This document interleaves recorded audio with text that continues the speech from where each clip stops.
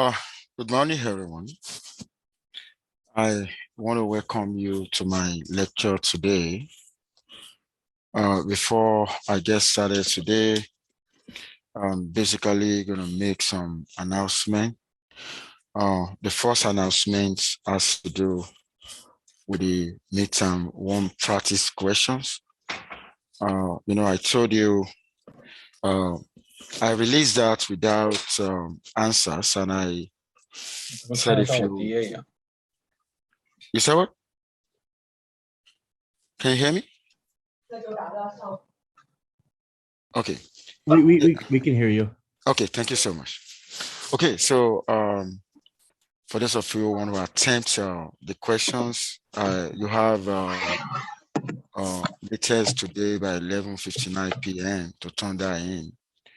You're basically going to send it to my email, so that if you do it correctly, you can have 5 credit. 5 points of extra credit, because I'm actually going to release the solution tomorrow, and what we're going to do on Friday is basically to walk you through the practice questions and to give you information about how the midterm one exam will be conducted, what is required, the materials to bring in, and other information as well. Now, my last announcement of the day, I don't know whether you saw my announcement yesterday that there's not going to be a new assignment posted this week, just to allow you to prepare for the midterm. So that was why I did that. Okay, so I want to welcome you to my lecture today. We are starting chapter 4. And let me also tell you this, that the exam, give me 1 second. I think I'm going to mute everyone. For those of you that are attending lecture online, please make sure you are all muted. Make sure you are all muted.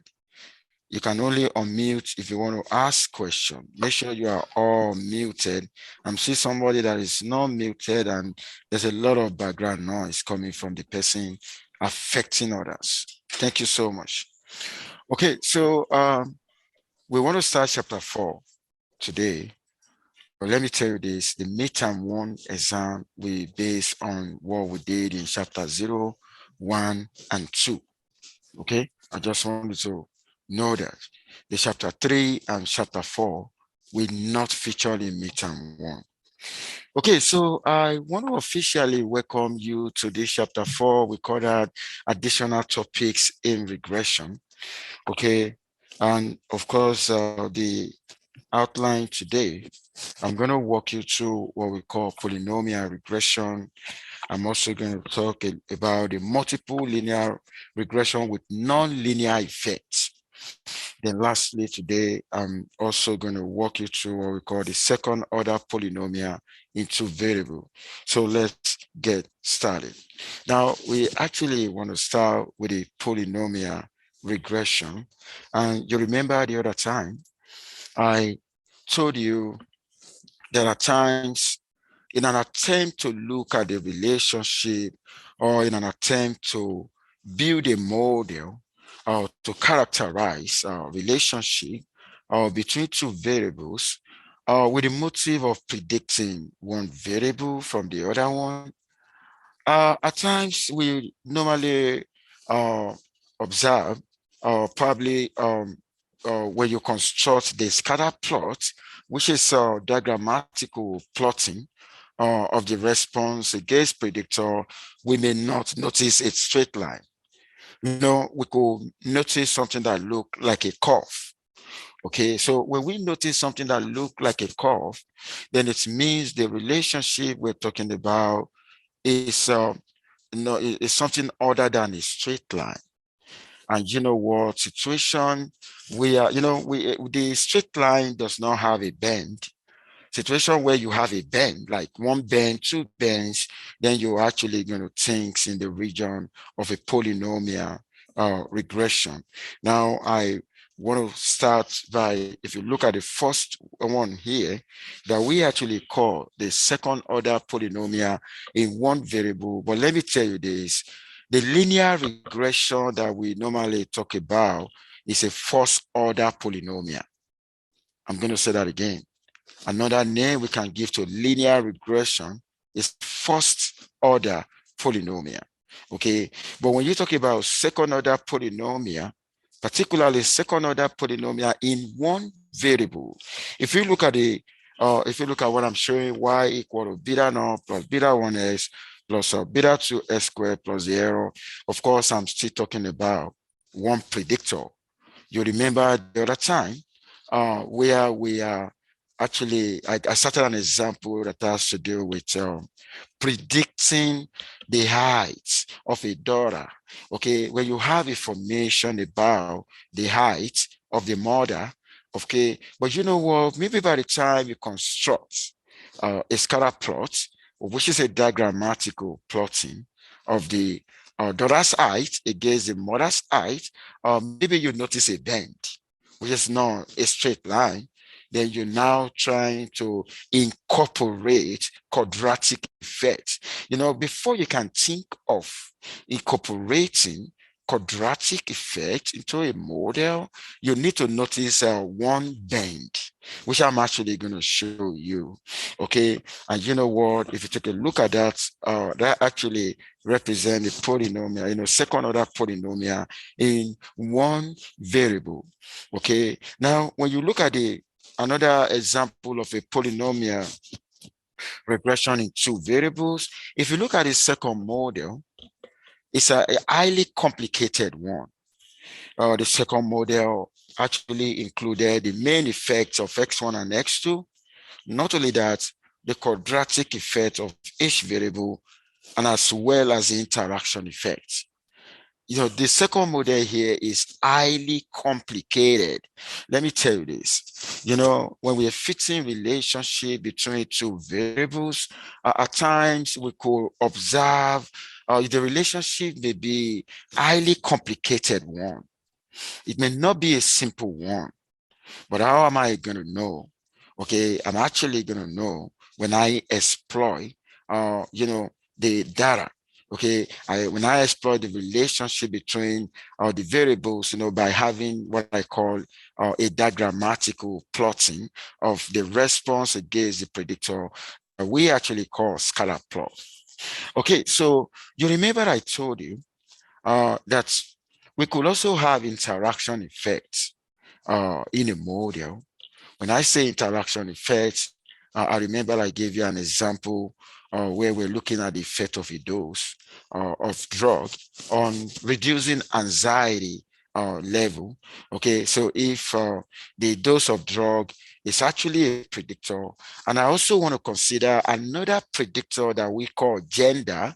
Okay, maybe it is hypothesized, or maybe the researchers actually hypothesize that the drug actually work more efficiently in female than male. Then it means if you want to look at the effects of you know, the dose of drug on the anxiety level, that actually depends on the level of gender. In that kind of situation, you actually need to incorporate you know, interaction effects. I'm going to give you another example of an interaction effect right now. For instance, we're looking at the price of a house. Okay. Give me 1 second. Let me grab a marker.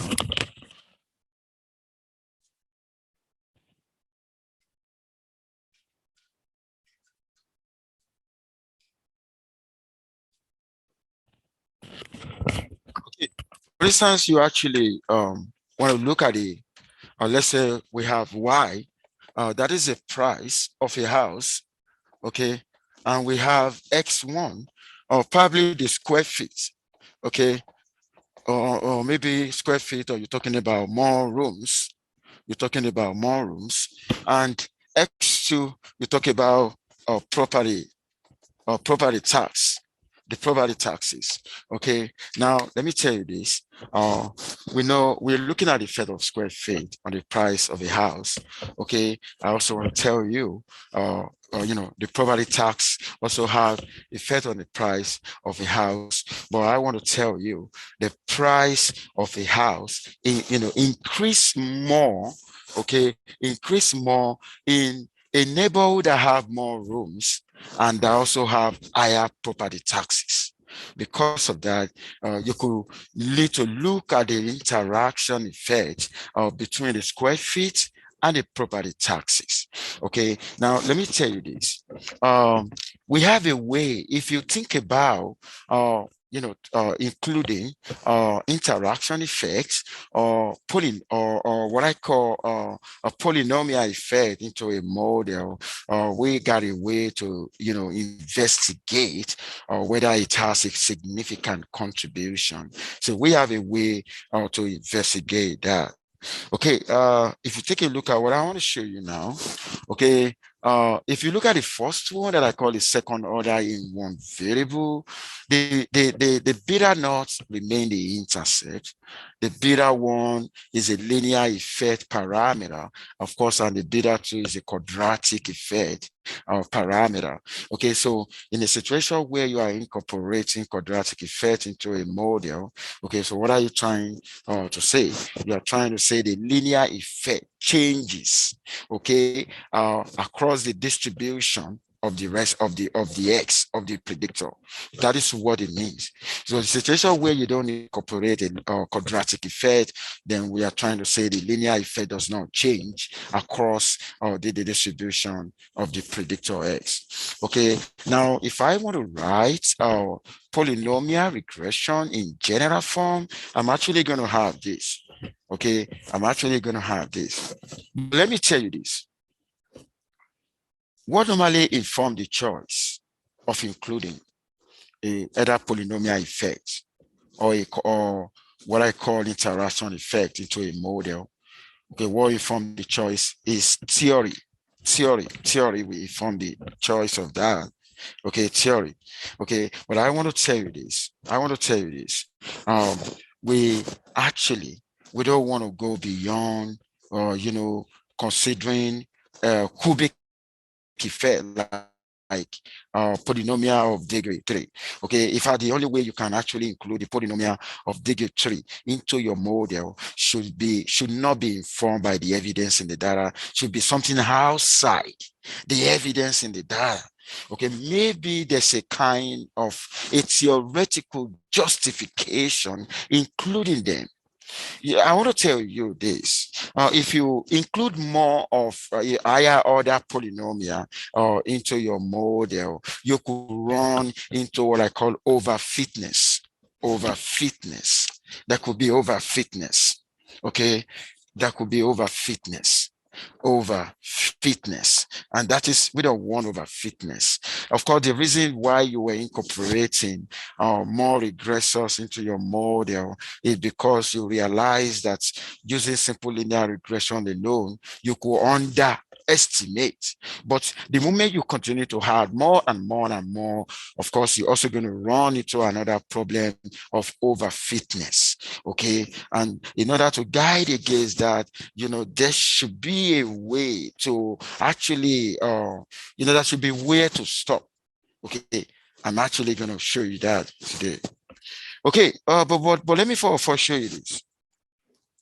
How does a linear regression look like? The one I call polynomial of degree 1. I told you that if you really want to investigate, there's something that we call data exploratory analysis. In the data exploratory analysis, you need to start by having a kind of a diagrammatical plotting of the response against the predator. Now, when you look at the first one, that's a straight line. There is no bend. That's a zero bend. Okay, this is what I mean. This is what I mean, bend. Okay, so for the for linear regression, we have 0 bend. But if you look at the quadratic, the second one here is a polynomial of degree 2. You have 1 bend, and for the polynomial of degree 3, then you actually have 2 bends. Okay, where you actually have a diagrammatical plotting of your response against the predictor variable, you need to watch out for this. The moment you saw something like this, you see something like this, then that will inform the specification of an appropriate polynomial regression. Can you all hear me clearly? Okay, you hear me clearly, right? And those of you online, can you confirm if you're hearing me clearly? Yes. Okay, thank you so much. Okay, so well, let me tell you this. If you're talking about polynomial regression, we're still talking about linear regression. We're still talking about multiple linear regression. Why is it multiple linear regression?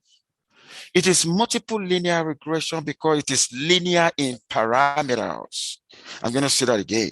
It is still multiple linear regression because it is linear in parameter. Don't forget, we still have one predictor, but only that we are actually generating the power of the regressors. Why are we actually having the power? The power of the regressor acts as a structural, we call it a structural set of regressors that allow non-linear effect into linear situation. I'm going to say that again. The regressors that we're actually incorporating actually allow the non-linear effect into linear relationship. And let me tell you this. What determines the shape of the regression is the highest power, the highest order. That is what determines the shape. Okay, the shape that you see there, what determines that shape is the highest order. If you look at the one that have no bend, what determined the shape, okay, was the degree, or was the polynomial of degree 1. You can see here, S is having raised to power 1. But in the other one, in the quadratic aspect, you're actually going to see the highest power of X is 2. Okay, that is what determines the shape you are seeing. And in the third one, the highest order is 3. So that power is what determines this particular shape. But you know what? Then what determines the direction of the curvature?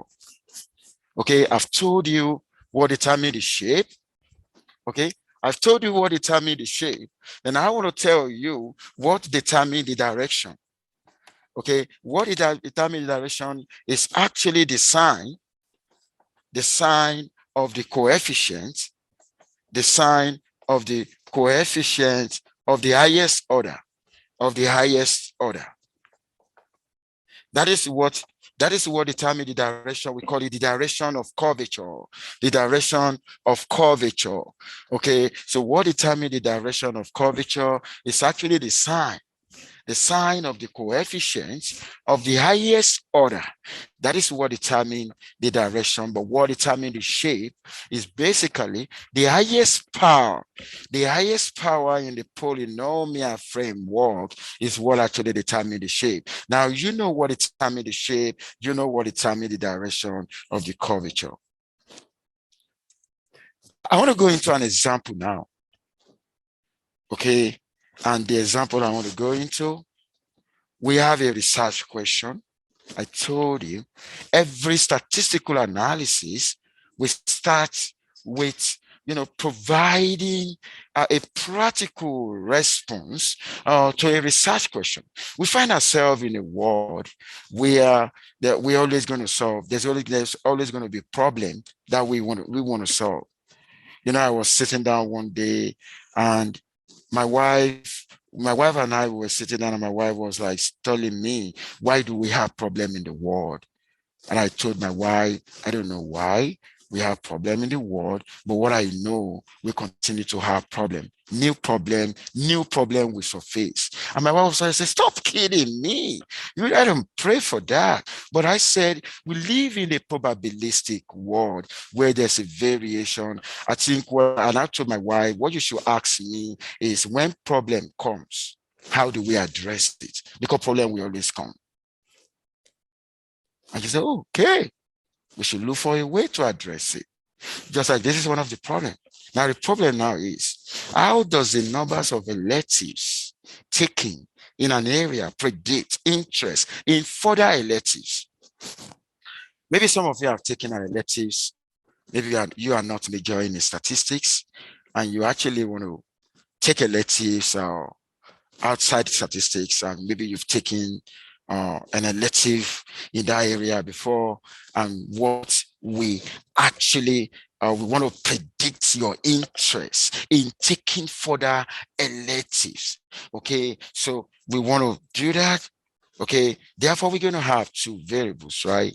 And you know what, by the time we have the plotting, okay, this is a scatter plot. Okay, if you take a look at this scatter plot that we have, okay, it's a relationship between the interest in the electives, and as you can see, we are having something that is looking like a curve. Okay, now when we sense that, we try to look at the model assumptions of linearity. I told you something the other time.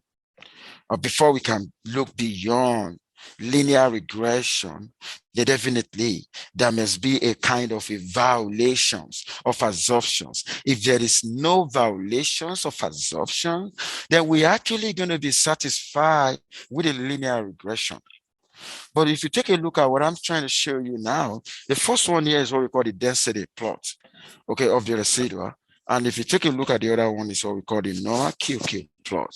And you're basically going to see it's more or less violated. The assumptions are violated the residual plot, because we expect the residual plot, not to have a pattern, for it to be linear. You understand what we did before. Now, let us now take a look at this. I wanted to look at the summary in the bottom. That's a linear. Here, I'm looking at the effect of electives on interest. Look at that. I fit a simple linear regression model. And let us look at the house square here. It's 0.5608.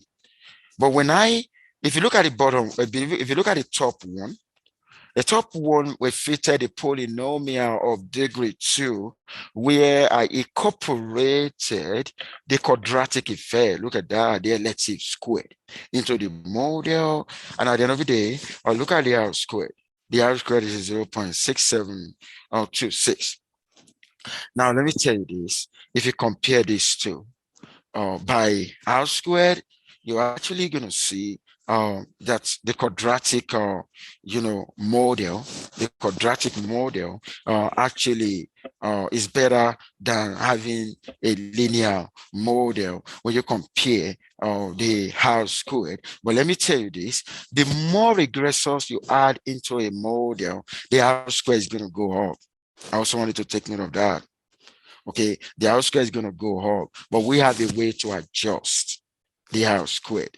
Okay, so what we're using right here is not just R squared, but it's adjusted R squared.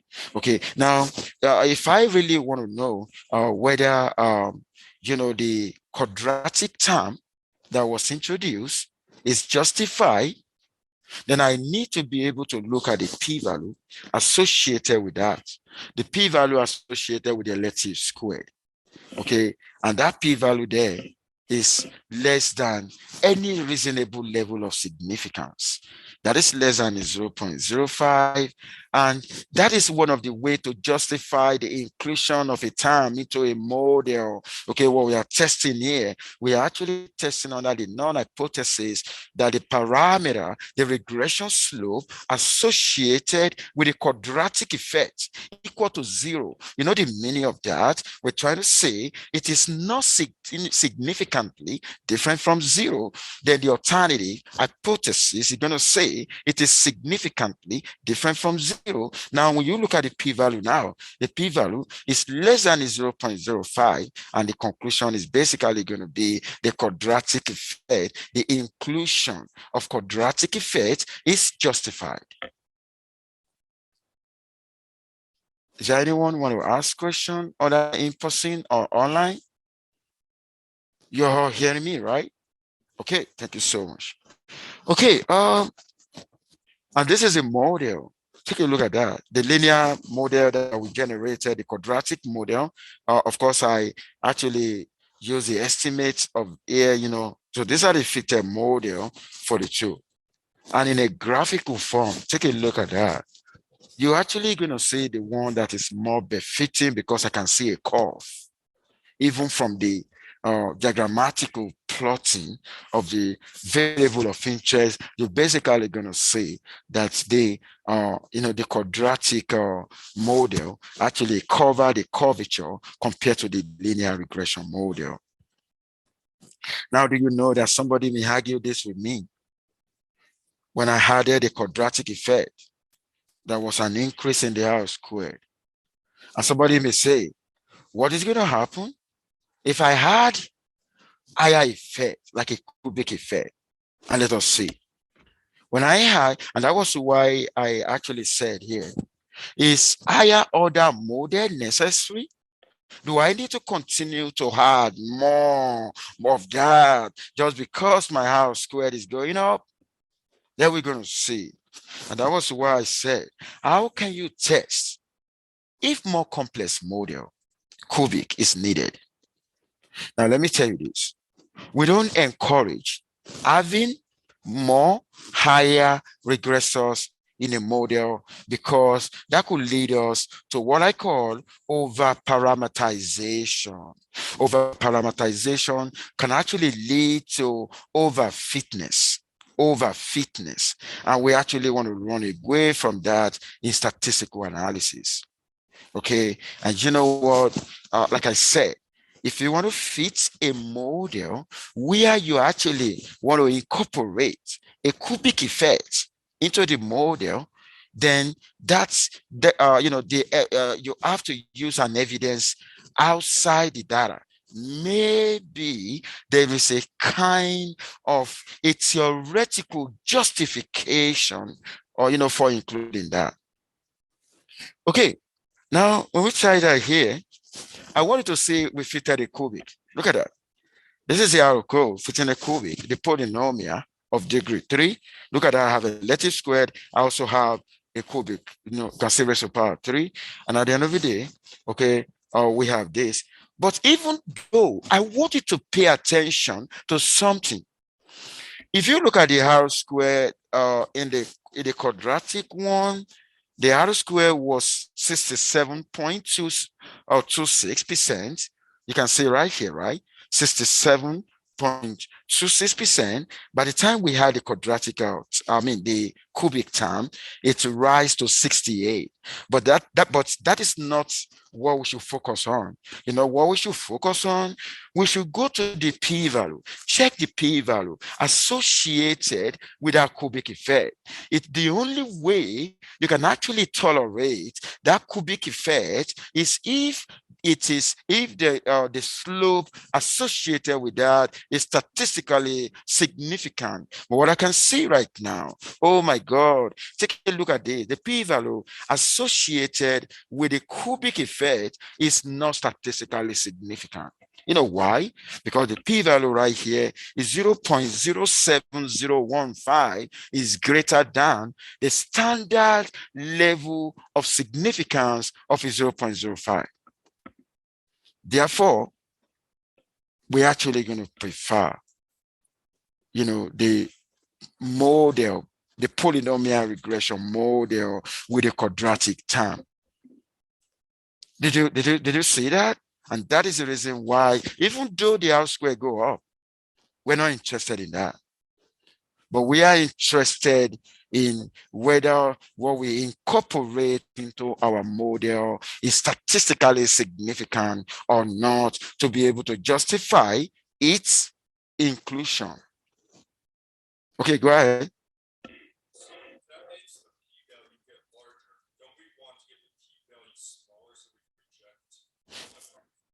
Yeah, when the p-value become larger, there is tendency that you are not going to reject.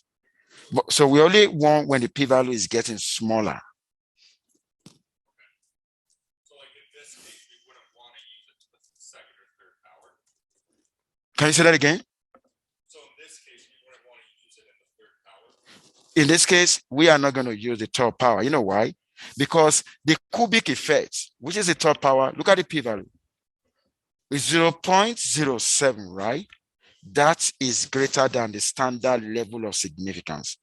The only way we can tolerate an effect in a model is when the p-value associated with the slope is less than 0.05. Does that make sense to you right now? Okay. Yeah. For those of you online, somebody asks, what really justified the inclusion of of a cubic term, and I said you should look at the p-value associated with the slope of that. And as you can see right here, it is 0.07015. The p-value is greater than the level of significance, and because of that, it is not significant, and we are not going to reckon with this model. Okay, now I'm done with the polynomial regression model, but let me tell you this: we normally want to tolerate fewer numbers of regressors. Anything beyond 2, we don't want it, except if it has a very strong backing, theoretical backing. Now, I want to welcome you into another objective of the day that we call multiple regression with nonlinear effects. Okay, nonlinear effect. I'm going to walk you through an example. Here, we're going to talk about having interaction in the model and also having quadratic term and so on like that. And you know what? We want to describe how to test the nonlinear polynomial additive effect of mice on 5k times, controlling for age. Okay, and how do we want to do this? We're actually going to estimate 2 models. One is a compact and the other one is augmented. What do I mean by compact? What do I mean by augmented? We're talking about, comparing between a simple regression model and a complicated one. Of course, the complicated one, we have the, higher order regressors and the interaction. You know that, right? Okay, so I'm going to show you, what we run. Take a look at the first one. I'm looking at the effect of age on time. I know some of you have done, who have done 5K before, like marathons. Has anybody done that in this class? Oh my God, good. My favorite sport is soccer. One day I tried that. I saw people doing that. I tried. Oh my God, I was not able to finish. It's not easy at all. So you know what? If you want to look at the effect of age on the time, okay, what do you see? In fact, the age here, the p-value, you can see is significant, right? But look at the R square, right? 22.45%. That's a poor model because situation where you have the R square of 22.45%, that's not good. Explain variation, out of 100% variation, the model, the age can only explain 22.45%. So maybe by the time you plot, you realize that you needed more predictor or it has to be in the quadratic or whatever. Now take a look at the second model. In the second model, we added mice. Okay, we added mice.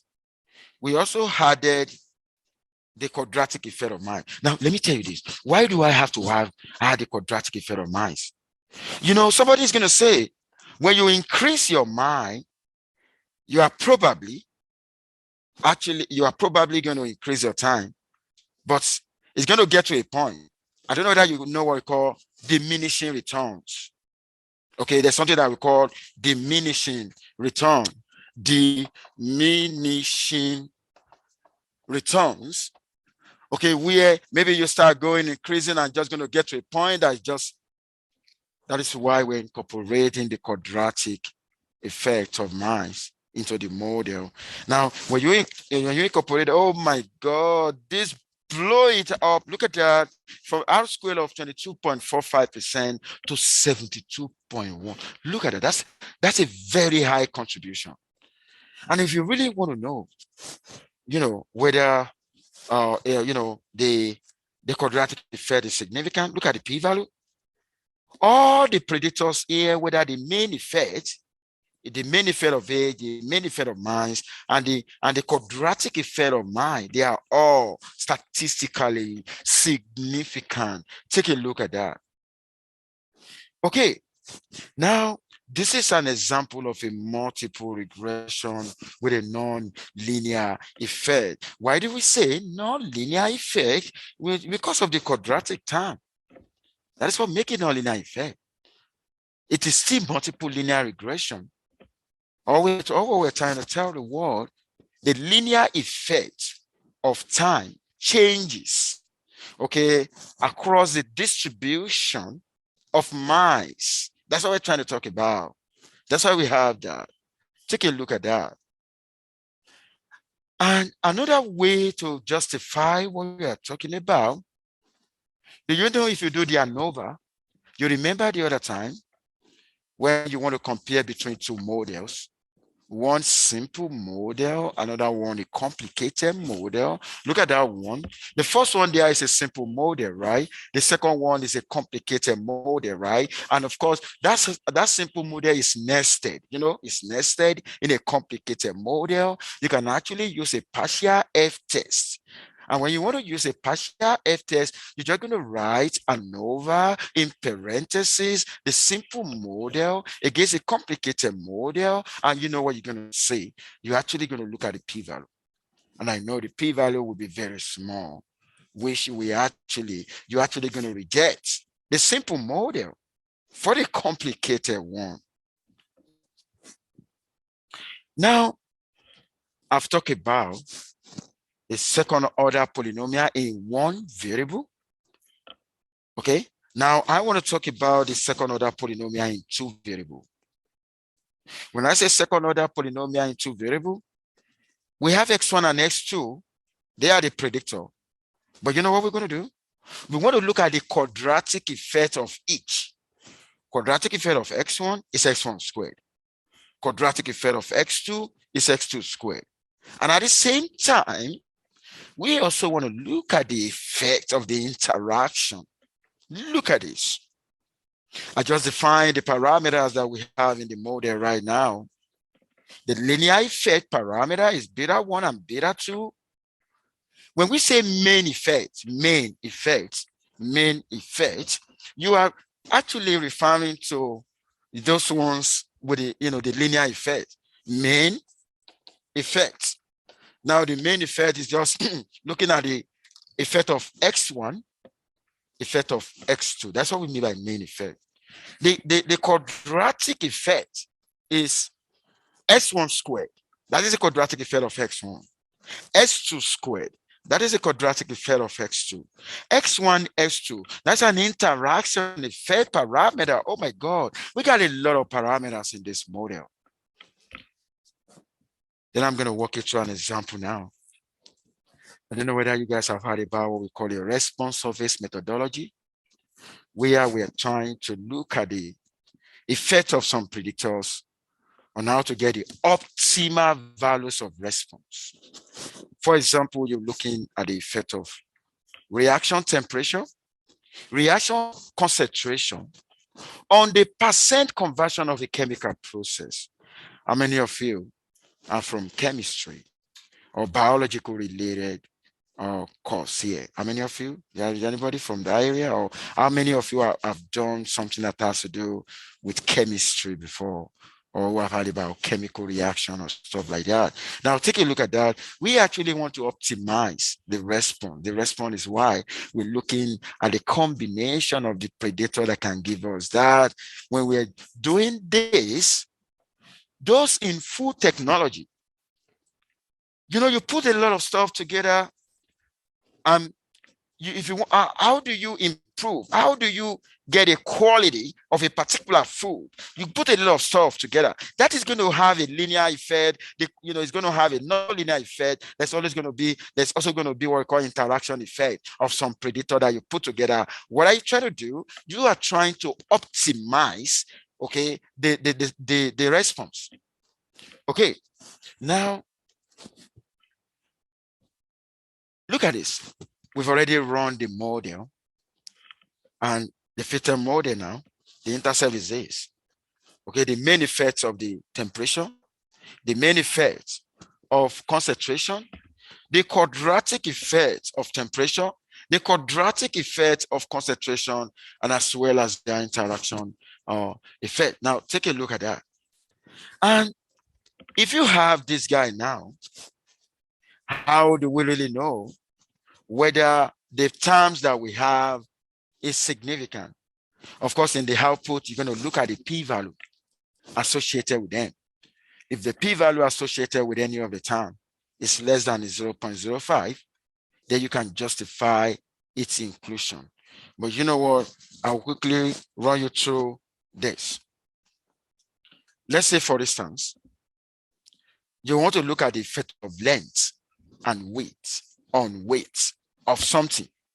The length, the weight, probably on the weight, maybe on the weight of animal or something. And you now have a simple model. And the simple model that you have here is a model with the main effect of length and weight and interaction only. Let me write this model for you so that you're going to see. So here it's like y equal beta naught plus beta 1 x1 plus beta 2 x2 and plus beta 3 x1 x2. This model here, this is an interaction model. There is no quadratic effect here. Okay, that is what I'm fitting here. I'm calling this guy here weight. Okay, I'm calling that guy weight. And this guy here, length. And this guy here, weight. And this guy here, their interaction. Okay, now let's say this is a candidate model.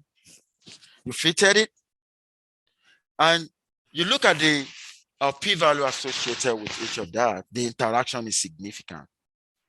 Okay, but you know what? You now decide to look at another one, the complicated one. Look at this one. This is an extension of the first one. In this one, we now include the quadratic term. Okay, we have y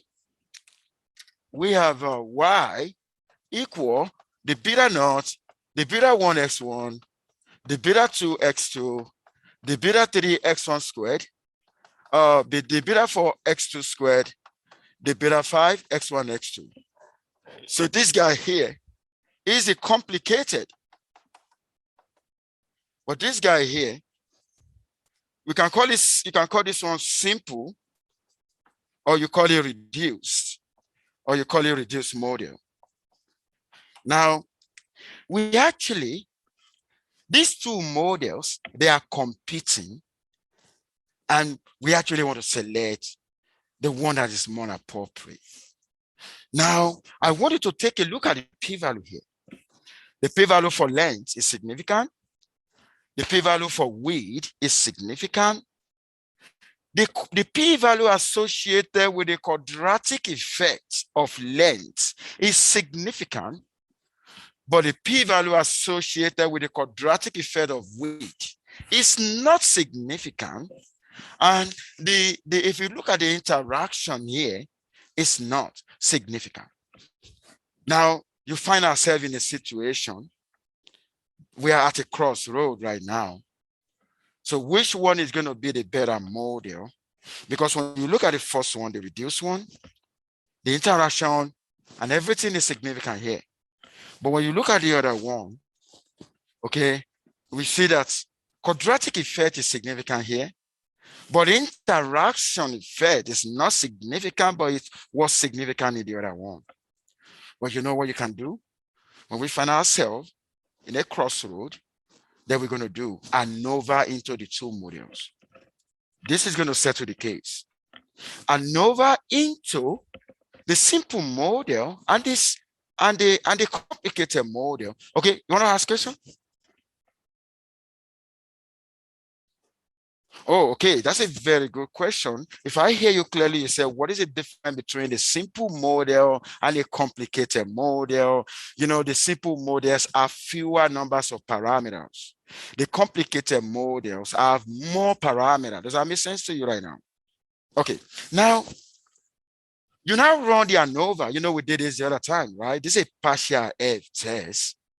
When you run the ANOVA, oh my God, take a look at what I have here. Let me first explain this to you. It's trying to tell you the simple model. You are looking at the effect of length, weight, and their interaction on the weight. The complicated model, you are looking at the effect of length, weight, the quadratic effect of length, the quadratic effect of weight, as well as their interaction. Now, let me explain this result, this table to you. It's trying to tell you, one here is trying to tell you in the first model, what is the first model? The first model is a simpler one, the simple model. It said the residual degree of freedom is 52. And the residual sum of square, you know what we call the residual sum of square? Residual sum of square actually mean unexplained variation. Unexplained variation. Unexplained variation. Okay, unexplained variation. And you know, in statistical analysis, we normally want to minimize that. Okay, look at the unexplained variation for the simpler model. It's 101,765. Look at the residual sum of square for the complicated one. Of course, the complicated one is smaller, right? Take a look at that. Okay, now go to the p-value. If you go to the p-value now, it's 0.1052. Now, what is the non-hypothesis? What is the alternative? The non-hypothesis, which we call the HO, is going to tell you the simpler model is adequate. What about the alternative hypothesis? The alternative hypothesis is going to tell you the complicated model is adequate. Now that the p-value of 0.1052 is greater than 0.05, then we're going to fail to reject the non-hypothesis. Failure to reject the non-hypothesis, you know what that means? Then it means the simpler model in this case is better than the complicated model. Is there anyone who want to ask question? And that was the reason why it means I'm actually going to settle for this guy instead of the complicated model. It is not all the time that a complicated model will be preferred compared to the simpler model. We actually need to test. We have a way to test in statistics which model works. You know, we find ourselves in a world where we needed to actually, we need information to be able to understand our stochastic environment. You know, just like what I said in day one, we want to take a decision that we are not going to regret. And we need information to do that. And you know what? The information, you can't find information anywhere. You needed to collect data set. But you know what? The information you're looking for is in the data set. When you collect data set from the field of inquiry, the information you're looking for is not readily available. You are not going to have access to the information until you do something. What are you going to do? What you're going to do is actually to confront the data set with model. But we have several statistical models. Look at what we have been discussing from day one. But the question is, you need to be able to apply the most appropriate statistical model if you really want to get the largest information in the data set. Because if you don't use a model that is appropriate, then there's going to be a loss of information. There is always going to be loss of information. Let me tell you that, irrespective of the model you use. But you know what? We actually want to use the best model that will be characterized by minimum loss of information. That's what I used to tell my wife. When you hear anything about me, it could be true, it may not be true. It is subject to variation. There could be information loss. Study me. With time, you're going to know the kind of person I am. Okay, before I go today, on Friday, we are not going to have lecture, but we're going to have preview on midterm one practice. And I'm appealing to all of you to actually be present, whether online or whether in person, because what we're going to do on Friday is very, very crucial, where I'm going to give you information about the midterm one. I'm going to go through past, the midterm one practice question. I'm going to tell you expectations. I'm going to review the trend. I'm going to tell you what you need to bring to the exam and some other things like that. Make sure you stay safe and have a very lovely day. Okay, thank you too.